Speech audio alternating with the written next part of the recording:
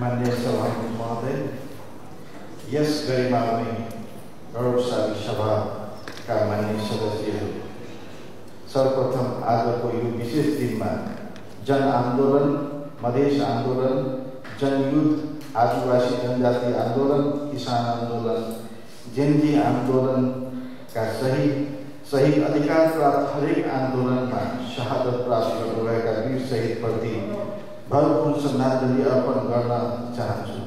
ती आन्दोलनका घाइतेप्रति उच्च सम्मान प्रकट गर्दै स्वास्थ्य लाभका कामना गर्दछु। सँगै शहीद र घाइते परिवारप्रति उच्च सम्मान व्यक्त गर्दछु। माननीय सभामुख महोदय, समर्थन फिर्ता पछिको 30 दिनभित्र सम्मानित सदनमा आजको वातावरण र व्यवस्थापन मिलाइदिनु भएकोमा माननीय सभामुखजीप्रति हार्दिक आभार व्यक्त गर्दछु। उचित ठाउँमा आफ्नो कुरा व्यक्त गर्ने मेरो बानी हो। पछिल्ला केही दिन यता विपरीत परिस्थिति, सामाजिक सञ्जालमा मिडिया ट्रायल, गलत भाष्य निर्माण गरी परिस्थितिलाई बिगार्ने, संहिताको मनमाथि प्रहार गर्ने, आफ्ना गल्ती छोप्ने, अरूमाथि दोष थोपर्ने विषयवस्तु बिस्तारै खुल्दै जानेछ। पछिल्लो परिस्थितिका बारेमा यस सम्मानित सदनमा म केही निवेदन गर्न चाहन्छु। माननीय सभामुख महोदय, लामो समयदेखि आकाशे पानी नपर्दा सुक्खाको चपेटामा हाम्रो प्रदेश थियो। स्थितिको मूल्याङ्कन गर्दै उपलब्ध साधन स्रोतको अधिकतम परिचालन गरी हामीले सुक्खाका पीडामा पर्नुभएका नागरिकसम्म खानेपानी पुर्याउने कार्यलाई तीव्रता दियौँ। तत्कालीन सङ्घीय सरकारसँग आवश्यक राहत र सहयोगका लागि आग्रह गर्यौँ। फलस्वरूप सङ्घीय सरकारले पनि मध्य प्रदेशलाई सुक्खाग्रस्त क्षेत्र घोषणा गरेको विदितै छ। हामी सुक्खा पीडितलाई पीडाबाट निकाल्न आवश्यक राहत र सहयोगका लागि मधेसमा कार्यरत राष्ट्रिय र अन्तर्राष्ट्रिय संस्थासँग पनि सहयोगका लागि आग्रह गर्यौँ। सुक्खाका विषयमा आवश्यक राहत प्याकेजका लागि मन्त्रालय स्तरीय कार्यक्रमहरू तयार गरी जनताका बीचमा जाने र सङ्घीय सरकार तथा संस्थाको सहयोग पीडामाथि मलम लगाउने हाम्रो अभियान प्रारम्भ भइसकेको थियो। त्यसका बीचमा देशकै आर्थिक राजधानी विगनमा हैजाको सङ्कट फैलिनु हाम्रो लागि अर्को दुःखद विषय बन्यो। म देश बाहिर भए पनि प्रदेश सरकारको स्वास्थ्य संरचनालाई पूर्ण रूपमा सक्रिय बनाउँदै हैजा सङ्क्रमणबाट नागरिकलाई जोगाउने हरेक प्रयास गरिरहेकै थियो। तर गत भदौ 23 र 24 गते अकल्पनीय घटनाको मुलुकमै ठिलो भयो।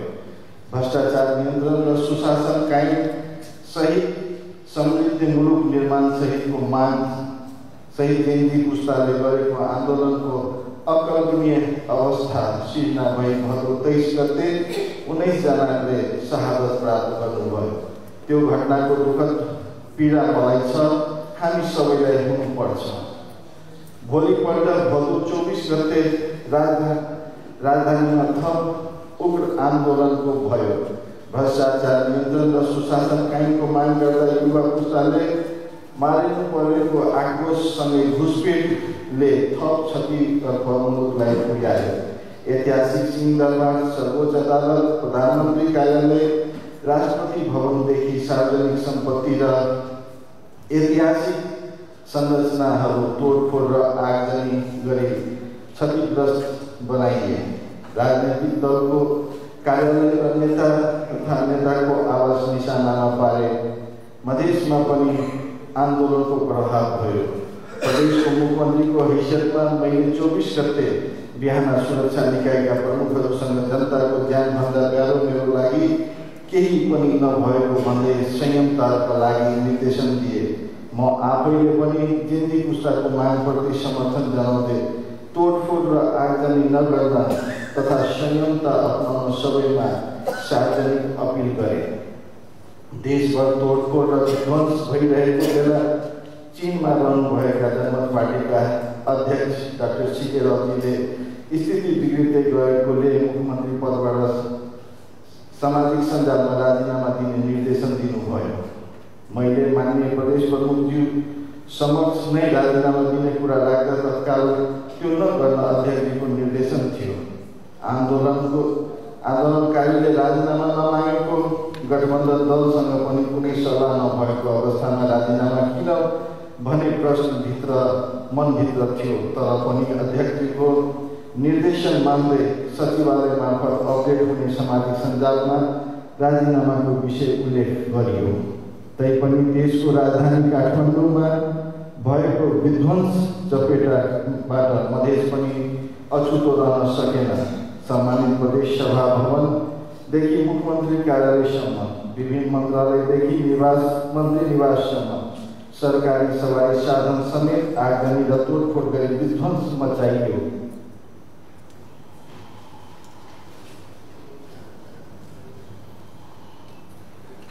विभिन्न जिल्लामा सरकारी कार्यालय, अदालत, राजनीतिक पार्टीका कार्यालय र नेताको घरमा पनि आगजनी र तोडफोड भयो।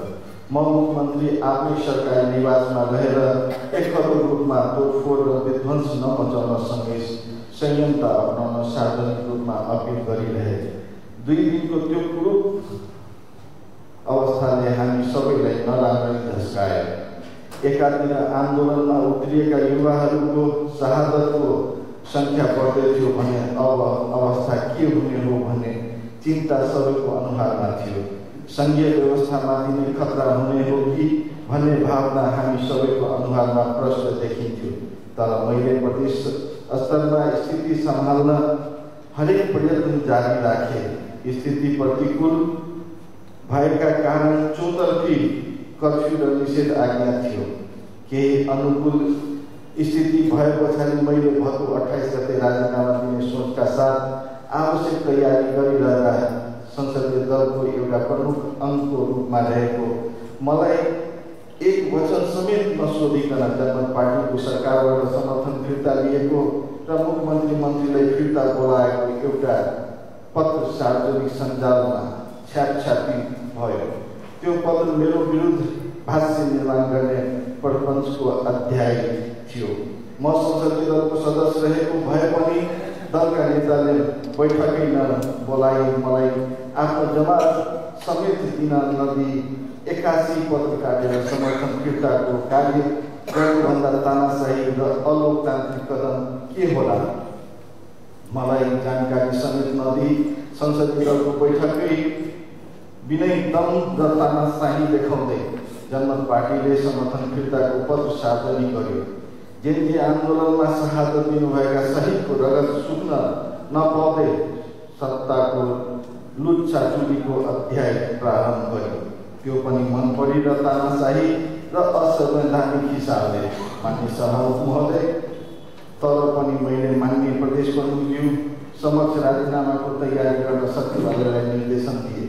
भदौ 29 गते बिहान राजीनामा पत्र तयार भए पछाडि प्रेस सल्लाहकार अवधेश कुमार झा मार्फत माननीय प्रदेश प्रमुखज्यूको सचिवालय वा कार्यालयमा दर्ता गराउने गरी पठाए। तर विध्वंसको परिस्थितिमा माननीय प्रदेश प्रमुखको कार्यालयमा कोही थिएन। सचिवालयमा पनि सुरक्षाकर्मी बाहेक कोही थिएन। सचिवालयमा भए पनि राजीनामा दर्ता गराउने हाम्रो प्रयास सफल हुन सकेन। मुख्यमन्त्रीको औपचारिक राजीनामा औपचारिक रूपमै दर्ता गर्न केही विधि र प्रक्रिया विषयहरूमा हामी सबै जानकार नै छौँ। मुख्यमन्त्रीको राजीनामा पत्र कुनै चुनावी पर्चा होइन कि 5000 छापेर बजारमा वितरण गर्दै प्रचार गरियोस्। विधि अनुसार माननीय प्रदेश प्रमुखज्यूको कार्यालयमा र सचिवालयमा राजीनामा पत्र लिने कोही नभए पछाडि मैले पत्रकार सम्मेलन मार्फत राजीनामा सार्वजनिक गर्ने गरी तयारी गर्न सचिवालयलाई निर्देशन गरे। त्यो पनि तयारी सुरु हुन नबित्दै दौडाहाट गरिरहे। जस्तै 24 घण्टे अर्को पूर्ति सार्वजनिक सञ्जालमा सार्वजनिक गरिँदै अर्को मिडिया ट्रायल गर्यो। मुख्यमन्त्रीको राजीनामा दिइरहेको छैन भन्ने गलत भाष्यलाई मलजल गर्ने गरी यो अर्को प्रपञ्च थियो। यो गलत भाष्य निर्माण र ट्रायलको बीच अगाडि बढ्ने दिशामा परामर्शमै रहँदा गठबन्धनमै रहनुभएका नेपाली नेकपा एमाले र काङ्ग्रेसका तर्फबाट सरकारमा रहनुभएका माननीय मन्त्रीजीहरूले एकै स्वरमा राजीनामा दिने अवस्था नरहेको भन्दै मलाई ढाडस दिनुभयो। अहिलेको अवस्थामा तपाईँको राजीनामा दिए संहितामाथि खतरा हुन सक्ने भएकोले हामी समर्थनसहित सरकारमा छौँ। सबै मिलेर स्थिति सहज गरौँ र तपाईँले राजीनामा दिए संहितामाथि कुनै प्रहार भए यसको जिम्मा तपाईँले लिनुपर्ने भने एमाले र काङ्ग्रेसका तर्फबाट हुनुभएका माननीय मन्त्रीजीहरूको भनाइले म सोच्न बाध्य भए। सामाजिक सञ्जालमा छ्यापछापी समर्थन फिर्ताको पत्र रहे पनि जनमत पार्टीबाट मान्य मन्त्रीजीहरू हुनुभएका मित्रहरूले पनि विभिन्न माध्यमबाट राजीनामा नदिई तत्काल नहडबडाउन गरेको आग्रहपछि पनि म विषयलाई गम्भीरतापूर्वक सोच्न बाध्य भए।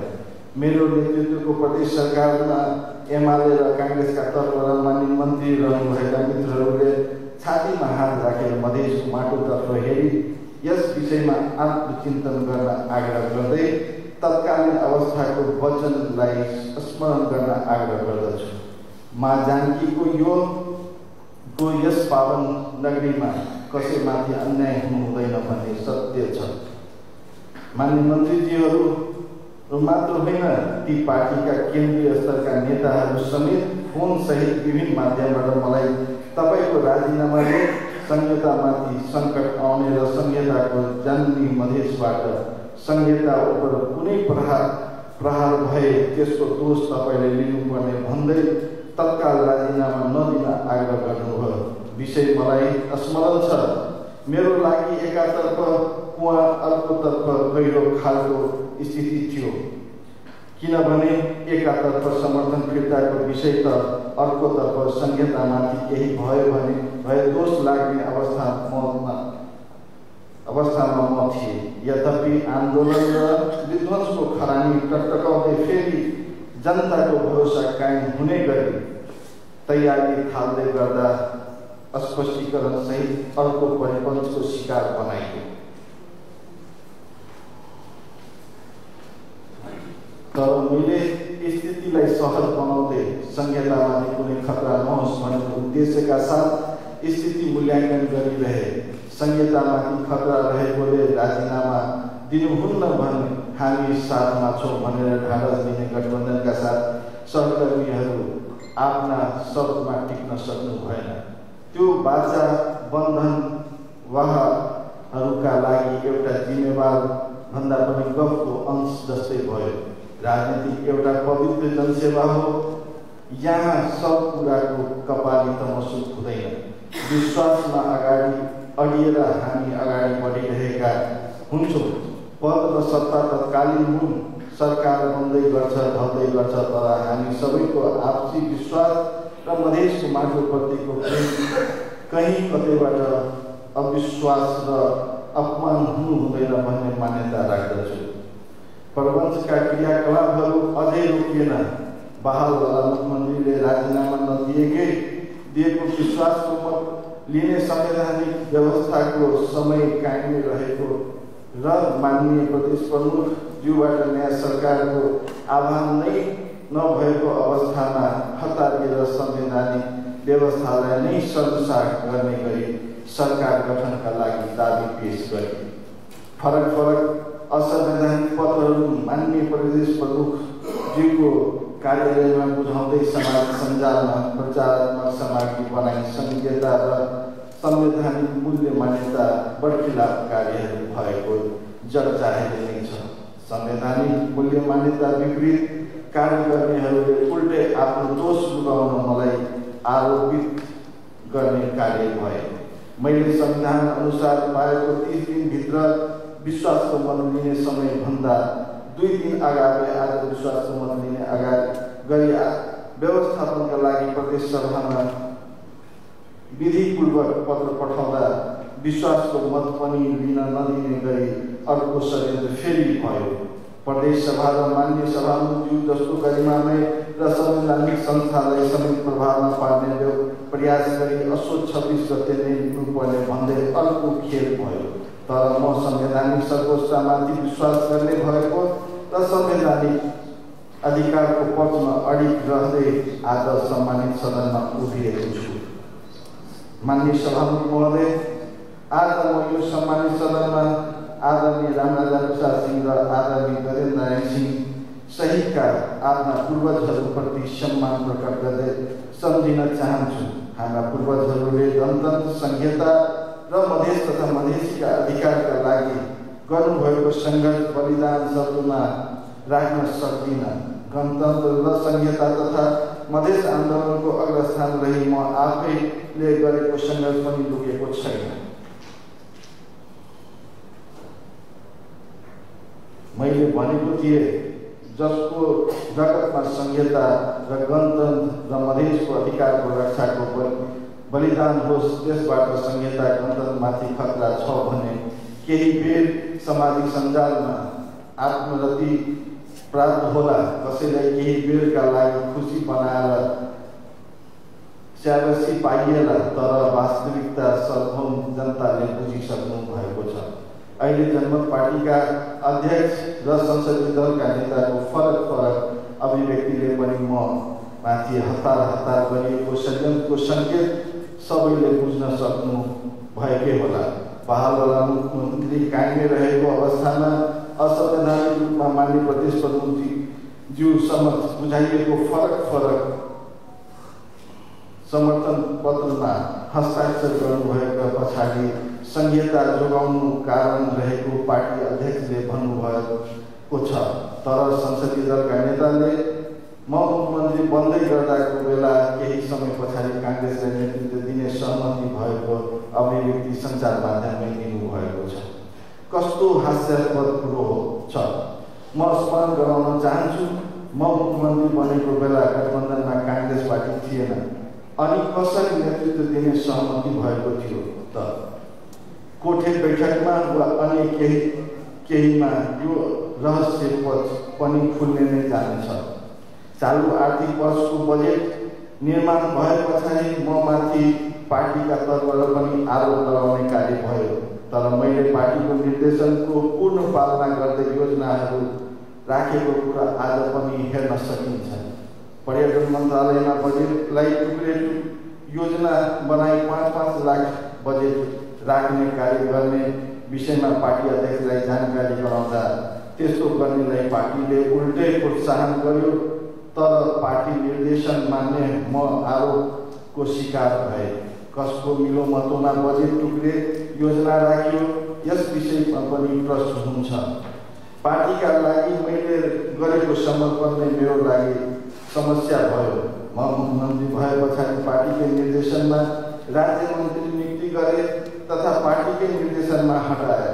तर सो विषयमा पनि आफ्नो गल्ती ढाकछोप गर्न पार्टी र नेतृत्वले मलाई नै स्पष्टीकरण सोधेर सामाजिक सञ्जालमा मेरो चरित्र हत्या गर्यो। यद्यपि पार्टी र नेतृत्वको फेस सेभिङका लागि मैले त्यो विष पनि दिएकै छु। हो, राजनीतिमा केही नेता भगवान हुँदैन, जनता जनार्दन हुन्छ। तर आफैलाई भगवानको अवतार घोषणा गर्ने कार्यकर्ता पङ्क्तिलाई भगवान भन्न लगाएर रमाउनेलाई जनताले चिन्ने नै छ। हामी सबैका आफ्ना बाध्यात्मक होला, तर राजनीतिक संस्कार गुम्न दिनु भएन। राजनीतिप्रति जनताको भरोसा डगाउन दिनु भएन। धेरै सङ्घर्ष र बलिदानबाट आएको संहितालाई भ्रष्टीकरण गर्ने तत्त्व सोच्नु पनि हुँदैन। पार्टीको नेतृत्व आफ्ना कमजोरीलाई स्वीकार गरेर सुधार गर्ने क्षमतावान हुनुपर्छ। पार्टीका निर्णयहरू सहमति र परामर्शका आधारमा हुनुपर्छ। नेतृत्व आफै पनि इमान्दार र पारदर्शी र जवाबदेही हुनुपर्छ। आन्तरिक लोकतन्त्र कायम नगरे एकल निर्णयको बोझ लादेर अरूलाई होच्याउन लगाउनेहरू नेता हुन सक्दैनन्। एउटा जीवन्त पार्टीभित्र केही नेता कार्यकर्ता आफ्नो सङ्घर्ष र कर्मले लोकप्रिय हुन थाल्यो भने खुट्टा काटेर उसका विरुद्ध विषपन फैलाउँदै रमाउनु पतनोन्मुख नेताको लक्षण हो। त्यो आत्मकेन्द्रित र नकारात्मक प्रवृत्तिका कारण आफै पतन उन्मुख हुन्छ। आफ्नै पार्टीका कर्म र लोकप्रिय नेता कार्यकर्ताको खुट्टा तान्नेहरू नेता नभई सङ्गठनभित्र रोग हो। मान्य सभामुख महोदय, प्रदेश सरकार चलायमान रहँदा हामीले धेरै सूचकहरूमा फड्को मार्यो। संहिताको उत्तम अभ्यासको एक दशक नजिक पुगिरहँदा मेरो नेतृत्वको सरकारले अघिल्लो आर्थिक वर्षमा 71.48% खर्च गरेर अहिलेसम्मको सबभन्दा बढी खर्चको रेकर्ड कायम राख्यो। राजस्व सङ्कलनमा पछिल्ला वर्षहरूभन्दा दोब्बर सङ्कलन गर्दै प्रदेशलाई आन्तरिक आयतर्फ सक्षम बनाउने कार्य भयो। हरेक क्षेत्रमा सरकारको अनुभूति हुने गरी कार्य भयो। प्रभावकारी अनुगमन कारण स्वास्थ्य र शिक्षा क्षेत्रमा माफियाहरूको भागाभाग भयो। दिनभरि कार्यालयको काम सकेर मैले 1 मिनट पनि आराम नगरी रातभर जागरण राख्दै अस्पताल अनुगमन गरे, जसका कारण मापदण्ड विपरीतका करिब 200 अस्पतालहरू बन्द भए। स्वास्थ्य सेवालाई नाफाको व्यापार बनाएर नागरिकको रगतमा आफ्नो कमाई खोजिरहेका भागाभाग भए। प्रदेशमा दिन प्रतिदिन खस्किँदै गएको एसी परीक्षालाई मैले मर्यादित बनाउन खोजेँ। मधेसमा परीक्षाका चोरी हुने गरेको भाष्यलाई मैले चिर्ने प्रयास गरेँ, तर त्यो प्रयास केही शिक्षा अधिकारी र शिक्षा माफियाहरू म विरुद्ध लागे। तैपनि मैले जसरी भए पनि एसी परीक्षालाई मर्यादा दिन बनाउन अडान लिए पछाडि चोरीको अड्डा बनाएर कमाई खाने भाडो बनाएको तालुमा परे। यद्यपि हिम्मत हारिन व्यवस्थित र मर्यादित परीक्षा नभए प्रदेश सरकारले यसको जिम्मेवारी नलिने भन्दै प्रदेश सरकार परीक्षाबाट आफूलाई अलग गरियो, जसको कारण अघिल्लो वर्षदेखि एसी परीक्षा प्रदेश सरकारको मार्फतमा आएको छ। मैले अवैध उत्खनन, पेट्रोल पम्पमा भइरहेको ठगी तथा कालोबजारी, राजमार्गका लाइन होटलहरूमा गुणस्तरहीन खाना दिएर यात्रुहरूसँग पैसा निमुठ्ने गरी भइरहेका लाइन होटलहरूमा गुणस्तरहीन खाना दिए गलत क्रियाकलाप विरुद्धमा पनि एक्सन लिए।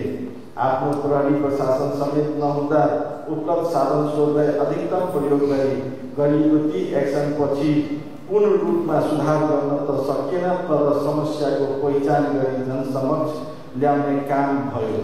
सुधार केन्द्रको अवस्थाबारे प्रभावकारी रूपमा अनुगमन गर्दै मापदण्ड अनुसार सञ्चालनको बाटो ल्याइयो। मधेस कृषि विश्वविद्यालय जस्तो पवित्र स्थानलाई धाराशाही बनाउने गरी कसैको युगोमा यही सम्मानित सदनमा भएको असंसदीय कार्यहरूका साक्षी हामी सबै सधैँ छौँ।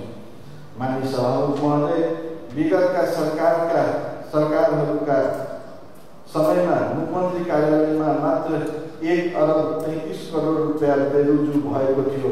म मुख्यमन्त्री भए पछाडि आर्थिक मित्रता कायम गर्ने गरी कार्य अगाडि बढाए। मेरो अहिलेसम्मको कार्यालय भरिमा मुख्यमन्त्री तथा मन्त्री परिषदको कार्यालयको बेरुजु शून्य रहेको यस सम्मानित सदनमा जानकारी गराउन पाउँदा गौरवान्वित छु। म सरकार प्रमुखको रूपमा मन्त्री परिषदको कुनै पनि मान्य मन्त्रीहरूलाई डिस्टर्ब गरिन, जनताको अपेक्षा र सुशासनको प्रत्याभूति हुने गरी काम गर्न तथा काममा तीव्रताका लागि आग्रह र निर्देशन गरिरहे। मान्य मन्त्रीहरूको आत्मा पनि त्यसको साक्षी होला। प्रदेश लोकसेवालाई सक्षम बनाउँदै आफ्नो प्रदेश आफ्नो कर्मचारी भन्ने नारालाई सार्थक बनाउँदै दिशामा ठुलो सफलता प्राप्त हुन थाल्यो। आज म यस प्रमुख प्रतिपक्ष दल सहित विपक्षी दलका मान्य सदस्यहरूप्रति हार्दिक आभार व्यक्त गर्दछु। उहाँहरूले रचनात्मक र सशक्त प्रतिपक्षको भूमिका निर्वाह गर्नुभयो। अगाडि एउटा कुरा गरेर पछाडिबाट छुरी घोप्ने काम गर्नु भएन। राजनीति एक दिनका लागि मात्र होइन भन्ने मान्यतालाई अगाडि बढाउँदै विपक्षी दलका मान्यहरूको अडानले मलाई संवैधानिक सर्वोच्चता कायम गर्न थप प्रेरित गर्यो। माननीय सभामुख महोदय, 2081 साल ज्येष्ठ 25 गते यो प्रदेशको मुख्यमन्त्रीको जिम्मेवारी मैले ग्रहण गरेको दिनदेखि आजसम्म मेरो हरेक दिन, हरेक निर्णय र हरेक क्षण मधेसको सुशासन, सेवा र सरोकारका लागि समर्पित रहेको छ। माननीय सदस्यहरू, हामी सबैको सामूहिक उद्देश्य प्रदेश र जनताको हितमा शासन र सञ्चालन गर्नु हो। हामी विभिन्न राजनीतिक दलबाट चुनिएको छौँ, तर हाम्रो साझा पहिचान मधेसका प्रतिनिधित्व हो। यही साझा भावना लिएर म आज यो सदनमा आएको छु। गत केही दिन यता राजनीतिक समीकरणमा परिवर्तन आएको छ। सहकार्यमा रहेका एमाले र काङ्ग्रेस जस्ता दलहरू समर्थन फिर्ता लिएको छ। म ती दलका मान्य नेताजीहरूलाई निर्णयको सम्मान गर्दछु, किनभने उहाँहरू निर्णय लिन स्वतन्त्र हुनुहुन्छ। साथसाथै यो स्पष्ट भन्न चाहन्छु कि मेरो सेवाभाव र सुशासनप्रति प्रतिबद्धता समर्थनमा मात्र निर्भर छैन, यो त जनताको भरोसामा आधारित छ। हामीले केही महिनामा स्वास्थ्य, शिक्षा, कृषि र प्रशासनमा पारदर्शिता ल्याउन उल्लेखनीय प्रयास गरेको छौँ। जनताको आवाज सुन्ने, संस्कृतिको सुरुवात लगायतका कामहरू मेरो प्राथमिकतामा रहेका छन्। हामीले सुशासनलाई नारा होइन, व्यवहारमा रूपान्तर गर्ने लक्ष्य राखेका छौँ। यो नीति मेरो राजनीतिक यात्राको मेरुदण्ड हो। म सत्ता वा पदका लागि होइन, जनताको भरोसाका लागि काम गर्न चाहन्छु। माननीय सभामुख महोदय, राजनीतिक असहमति लोकतन्त्र स्वभाव हो, तर असहमतिको नाममा विकास रोक्नु, सुशासनको प्रयास कमजोर पारिनु, संवैधानिक हक अधिकार विपरीत कार्य गरेर संहितालाई नै प्रहार हुने गरी कार्य गर्नु मधेस र प्रदेशका जनताको प्रति अन्याय हुनेछ। आज म यो सभामा राजनीतिक गणितका लागि नभई जनताको हित र संवैधानिक सर्वोच्चताका लागि उभिएको छु। सङ्कटमा सच्चा मित्र र सच्चा चरित्र दुवैको परीक्षा हुन्छ। आज म यही परीक्षामा छु, तर मलाई गर्व छ मैले कहिले मधेस र मधेसीको भलाइभन्दा माथि व्यक्तिगत स्वार्थ राखेको छैन।